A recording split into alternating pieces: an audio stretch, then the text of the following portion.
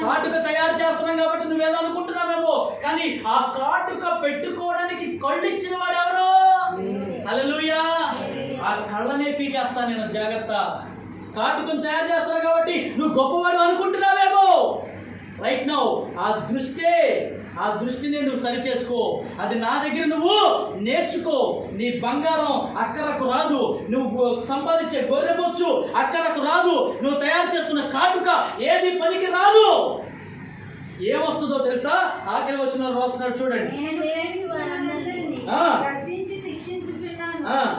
కనుక అర్థమవుతుందా? నేను నిన్ను ప్రేమిస్తున్నాను కాబట్టే శిక్షిస్తున్నాను. కాబట్టి నీకు ఇప్పటికైనా ఏం పొందాలి? మారు మనసు పొందు. తర్వాత తట్టుచున్నాను, ఎవడైనను నా స్వరము విని తలుపు తీసిన ఎడల వచ్చి, ఎంత మంచి మాట చూడండి. అతనితో నేను, నాతో కూడా అతడును. దేవుని మాట వింటే ఇలా ఉంటది. అర్థమవుతుందా? శిక్షిస్తానన్నవాడు ఒకవేళ నువ్వు మారు మనసు పొందితే గనుక ఇదిగో నేనే వస్తా. ఎవరు వస్తా? దేవుడే డైరెక్ట్ గా వచ్చి నీ దగ్గరికి వచ్చి నేను తలుపు కొడతా. ఒకసారి నువ్వు తలుపు తీసినట్లయితే నాతో కలిసి, జగన్ గారితో కలిసి ఎంతమందికి భోజనం చేయాలో ఉంది? నాతో కలిసి కాదు, జగన్ గారితో కలిసి ఎవరమైనా తింటాం కదా. అదొక మంచి ఎక్స్పీరియన్స్ కదా, ఒక మంచి గొప్పతనం. అలాగే నాతో కూడా మీరు, మీతో కూడా నేను కలిసి దేవుడితో.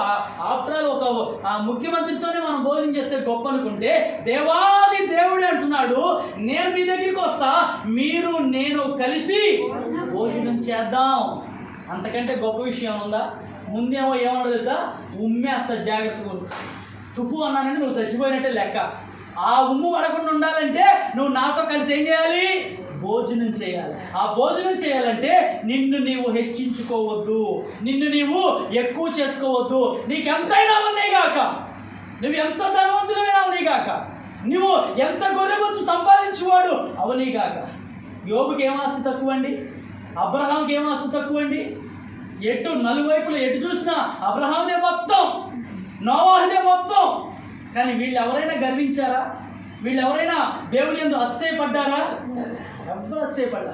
యోబు ఒకటే మాట అన్నాడు, దేవుడే ఇచ్చాడు, దేవుడే తీసుకున్నాడు, అంతా దేవుడికి మహిమ కలుగును గాక అన్నాడు.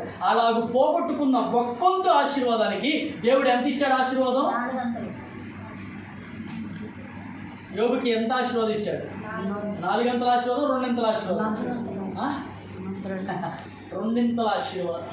యోబు ఆఖరి అధ్యాయం చదివితే మీకు అక్కడ కనిపిస్తుంది యోబు ఎంతగా ఆశీర్వాదింపబడ్డాడో. 2 గంటల ఆశీర్వాదం అని నేను అనుకుంటున్నా. అక్క మరి 4 గంటలు అంటున్నారు. ఒక్కసారి వాక్యాన్ని చదివేసి మనం ప్రార్థన చేసేసుకుందాం. చూడండి,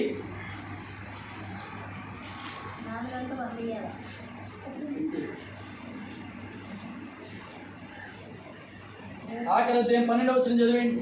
యెహోవా యోబును ఆశీర్వదించినంత కంటే మరి అధికముగా ఆశీర్వదించాను. అతనికి 14,000 గొర్రెలను. సరే, 42వ అధ్యాయం 10వ వచనం చదివేయండి. మరియు యోబు తన స్నేహితుల నిమిత్తం ప్రార్థన చేసినప్పుడు యోబు అతని క్షేమ స్థితిని మరలా అతనికి దయచేసెను. మరియు యోబునకు పూర్వము కలిగిన దానికంటే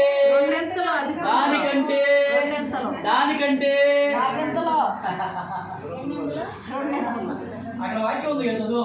ఎక్కడైనా 2 గంటలనే వాక్యం చెప్తారు. 2 గంటల ఆశీర్వాదాన్ని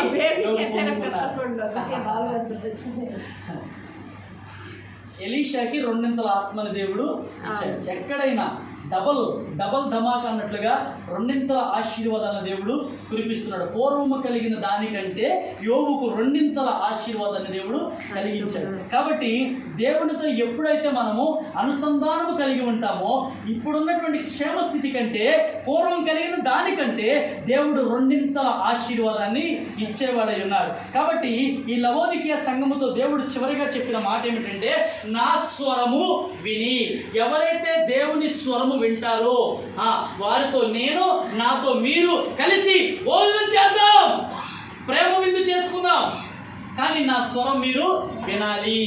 కాబట్టి దేవుని స్వరాన్ని వినడానికి వేగిరపడాలి. ఆఖరి మాట 21వ వచనం, నేను జయించి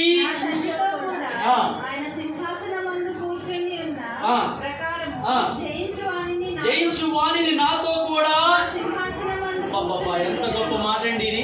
ఆయనతో కలిసి భోజనం చేయటమే కాకుండా ఆయన సింహాసనం ప్రక్కన కూర్చోబెడతాడంట. అసలు దేవుడి పక్కన కూర్చోవడం అంటే మాటలా? ఎవరన్నా పెద్దోళ్ళ పక్కన